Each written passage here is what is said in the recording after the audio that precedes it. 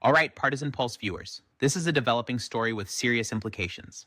Memos now is reporting that key Trump-related files are missing from the Department of Justice's Epstein files release. Specifically, interview memoranda connected to a woman who, according to FBI documentation, accused Donald Trump of sexual assault when she was between 13 and 15 years old. The issue isn't speculation. The issue is documentation and what appears to be missing from it. Let's go to the source reporting. MS now can report that there is at least one witness for whom 3 interviews with the FBI in rapid succession in 2019 are missing. 3 separate FBI interview memoranda conducted in 2019, listed in the official index, but not publicly available in the release. That matters because this same witness is identified in a 2025 FBI presentation as someone who accused Donald Trump of sexual assault and physical abuse. According to the reporting, 4 interviews were conducted. Only 1 memorandum is visible. And in that single available interview, the accusations against Trump are not present. The other 3 missing. That's not commentary. That's what the index shows.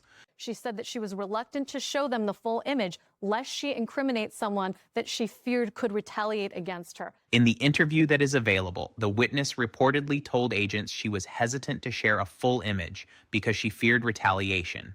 The photograph referenced turned out to be a well-known image of Epstein and Trump together. Now pause there.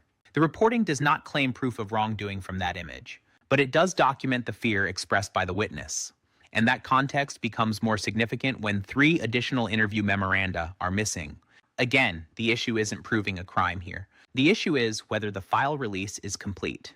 And this is a problem that we expect may have recurred with dozens of other witnesses whose files may not have been produced in their totality. And this is where the story widens. According to the index system used in the Epstein Files Transparency Act release, each document is sequentially numbered. By comparing the index to what was actually produced, NPR reportedly identified over 50 missing pages tied to this witness alone. Additionally, of 15 listed documents attributed to this individual, only 7 appear publicly available. That's more than half unaccounted for. If similar gaps exist across other witnesses, as suggested, then the question becomes broader than one case. Is the production incomplete? And if so, why? Instead, they have fallen back on their defense that Donald Trump is the most transparent president in history, that he has fully committed to producing documents in compliance with the Epstein Files Transparency Act.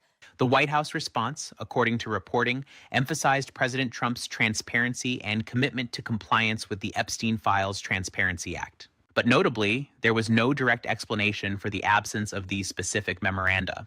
That disconnect is what's fueling scrutiny. Transparency claims and missing documents don't sit comfortably together. Because that is a explicitly prohibited ground for withholding a document. Legal analyst Catherine Christian stated that if documents were withheld for reputational protection of the president, that would be explicitly prohibited under the act. To be clear, there is no confirmation that this occurred.